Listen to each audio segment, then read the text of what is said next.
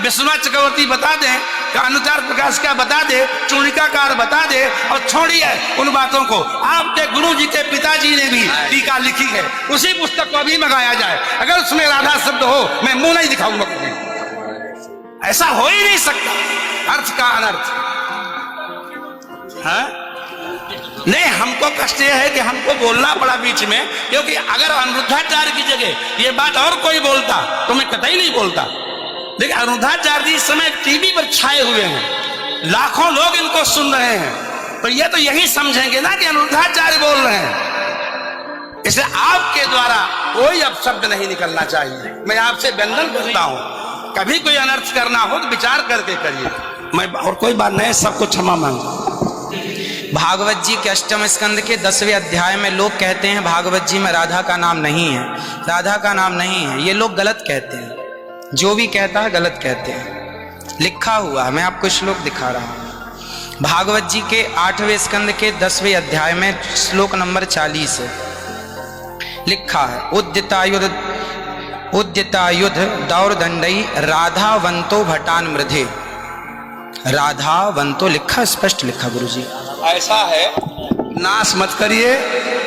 आधावंत है, आधावंत में दौड़ते हुए, या संधि हो गई है गुरुजी। नहीं नहीं, ये गलत बात है। आप जो है आयुधों को लेकर के आधावंत। गुरुजी गुरुजी गुरुजी गुरुजी गुरुजी, हम तो आपके दास हैं। अनर्थ मत कीजिए ना। हमारे गुरुजी कहते हैं अयम अनर्थ ना गुरुजी, इसका अर्थ तो सुन लीजिए, इसका अर्थ तो सुन लीजिए।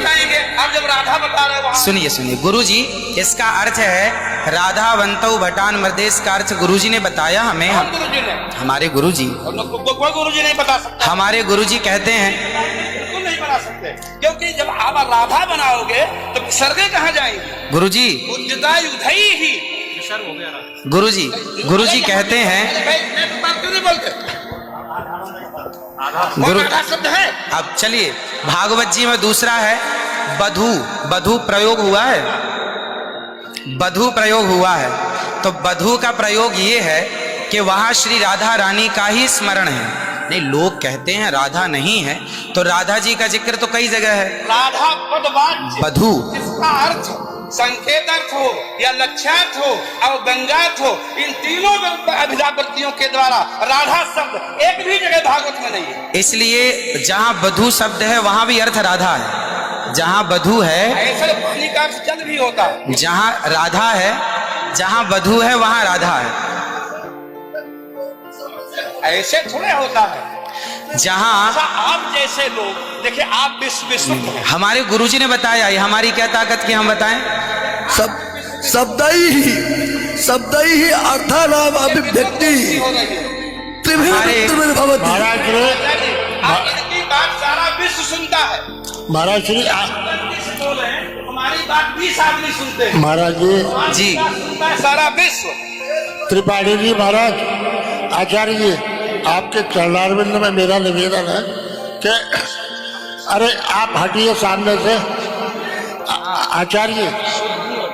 आचार्य आप हटिए भैया। अरे नहीं, लेकिन ऐसा श्रीधर, आप विश्व को सुनाते हैं, इसलिए कह रहा हूँ। श्रीधर जी, नहीं तो गलत सुना रहे। इन्हें हटाओ। कौन है? कोई गुरु नहीं बता सकता यार।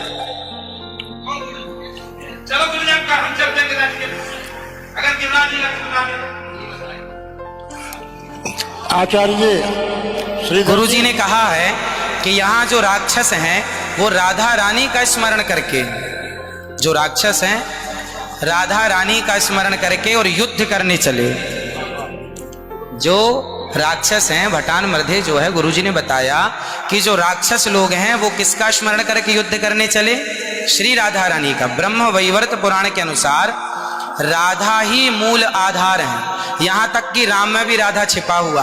आप राम का अर्थ समझिए, राम मतलब राधा, माँ मतलब माधव, दोनों का एक अक्ष है, तो राम हो गए। ये बात में स्वीकार है, लेकिन और जैसे बधू, जैसे आपने कहा कि राधा जी भगवान श्री कृष्ण ने अपने कहा आओ मेरे कंधे पर बैठ जाओ, तो किसको, कौन है वहां पर?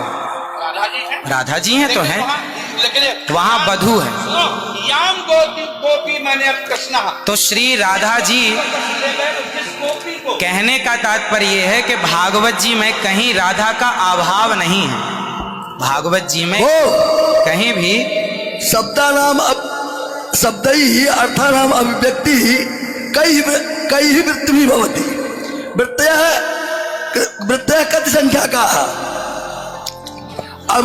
अविदावृत्त्या लक्षणावृत्त्या व्यंजनावृत्त्या शब्दानाम अर्थस्य अभिव्यक्तिर्भवति अस्ति कश्चन विद्वान् वक्तुं शक्नोति।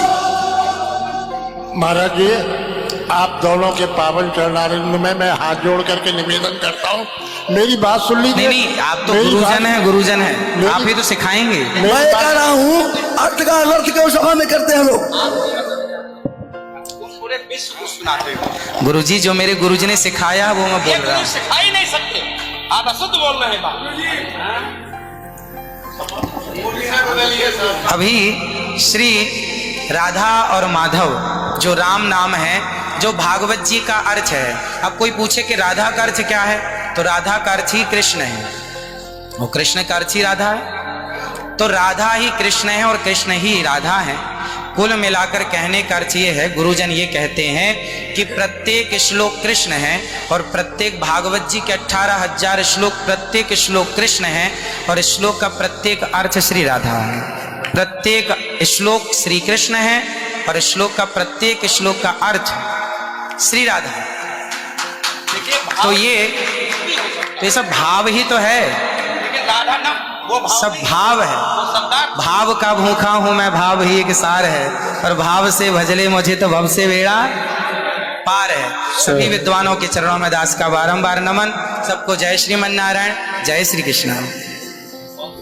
2 मिनट कीर्तन कर लियो। 1 मिनट रुको, मैं सबसे क्षमा मांगता हूँ।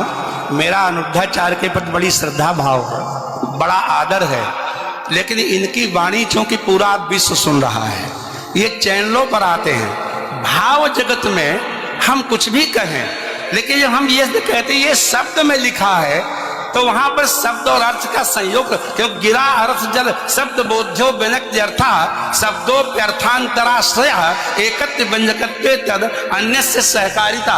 ऐसा हो ही नहीं सकता कि कोई अर्थ प्रकट हो और उसके मूल में शब्द न हो। वहां संधि है, मैंने आयुध ही आयुधों से युक्त हो, मैंने गदा तलवार तीर लेकर के वो राक्षस आधा बनता दौड़े मारने के लिए। शुद्ध यही अर्थ है। किसी अभिधा से, किसी लक्षणा से, लक्षणा तब होती है जब मुख्यार्थ का बाद हो। मुख्यार्थ का बाद हो ही नहीं सकता। श्रीधर स्वामी बता दें, विश्वनाथ चक्रवर्ती बता दें, अनुचार प्रकाश का बता दे, चूड़िकाकार बता दे, और छोड़िए उन बातों को। आपके गुरु जी के पिताजी ने भी टीका लिखी है, उसी पुस्तक को अभी मंगाया जाए। अगर उसमें राधा शब्द हो, मैं मुंह नहीं दिखाऊंगा तुम्हें। ऐसा हो ही नहीं सकता अर्थ का अनर्थ। हाँ? नहीं, हमको कष्ट यह है कि हमको बोलना पड़ा बीच में, क्योंकि अगर अनिरुद्धाचार्य की जगह ये बात और कोई बोलता तो मैं कतई नहीं बोलता। देखिए, अनिरुद्धाचार्य जी इस समय टीवी पर छाए हुए हैं, लाखों लोग इनको सुन